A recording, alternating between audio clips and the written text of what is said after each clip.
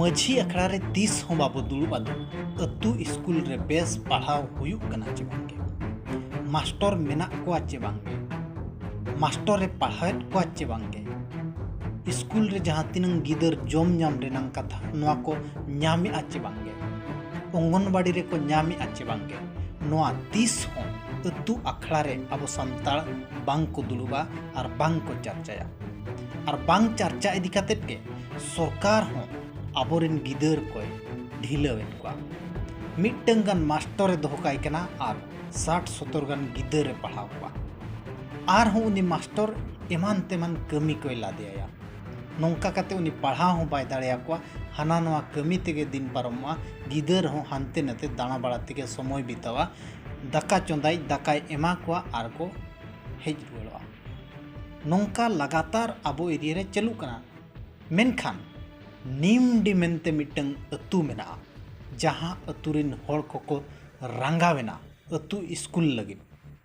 School रे मिटंग master ताहे कना ना निमडी अतु रे और 60 खन ढेर गिदर को पढ़ाव कना रगियना को और पूरा स्कूल को चबी एसेट किया बंदोमा खुले के बांग को खुला लिया तायम बोहरदा ब्लॉक रिन बीओ बाध्य कतेत संगे संगे आर मिटंग मास्टर ओंडे नियुक्ति के दिया चे ओंडे ओका खने अगु के दिया और ओना स्कूल रे पोस्टिंग के दिया तबे नंग उनको चबी को अड़ाका हों गमके को आपे अतु करे हों जुदी नौका ओलोक पढ़ाव रे ढिला मिला हुयुक कना मिटंग गान मास्टर 50-60 टी गान गिदर पढ़ाएत को एनखान आपे हों निमडी अतु होड़ लेका रंगाव कतेत में दाबी पे दोहो दाड़िया और बांगमा स्कूल बंद रनंग हो मिटंग पे रिका दाड़िया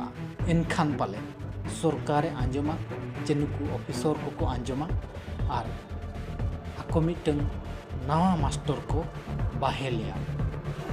तेहना भीड़ भाड़ दो अब नवा निमडी स्कूल रे मास्टर अभाव मिटंग मास्टर ते 70+ गिद्रा बाय संभला दाड़िया कना गिद्रा को बदमाशी कना ढेर गा गिद्रा ना से तो बाको बाय संभला दाड़िया कना ओना खतिता ले चबिला दान तई चेत समाधान हुईना के बाय हुईना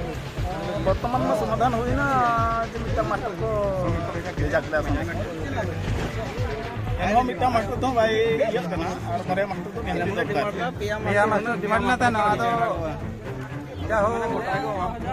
गोटा ओबाब कते को मैंने मिटंग मास्टर तक दिया था पकानो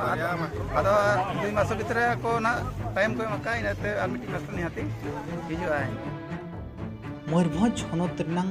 नवा निमडी नितों चर्चा ते हिजुक कना और नवा निमडी रिन होड़ को पढ़ाव इदी कातेत आकोन गिदर को कलका को पढ़ाव नवा इदी कातेत गहीर उयहर चिंता तको नेल ᱧᱟᱢᱚᱜ कना ओना तेगे नुकु नौकान स्टेप को इदी किया ओना तेगे बीओ हो नुकुआ कथा अंजम कातेत संगे संगे के मास्टर रे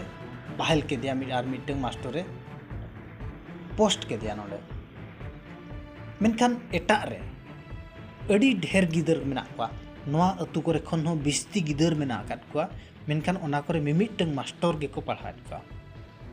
अबो मिद दिन हो बांग बो रोड़ा मिद दिन हो अतु अखड़ा रे बांग बो चर्चाया दो ओकालका स्कूल रे बेस पढ़ाव हुआ मास्टर मेना को चे बांगे मिटंग मास्टर ते चेलका पढ़ात को चेलका बांगे नो अतु अखड़ा रे बाबो चर्चाया नुकु लेका चर्चा मिट कते अतु अखड़ा रे चर्चा मिट कते स्कूल को चबी किया तबे संगे संगे मास्टर को बाहिल के दिया नौका के गोटा अतु रे जुदी नौका चर्चा हुआ ओलोक पढ़ाव इदी कते मेनखान आबोरेन आगाम पीढ़ी मिटंग गान हो मुरुक दो बांग को तहना नोआ ठौका बुझाव ᱧᱟᱢᱚᱜ कना नुकु निमडी अतुरिन होड़ को नोआ कमी होरा मिटंग साहसिक ता कमी होरा नेल कते आपे राय चेत तहन कना कमेंट कते जरूर एमोपे।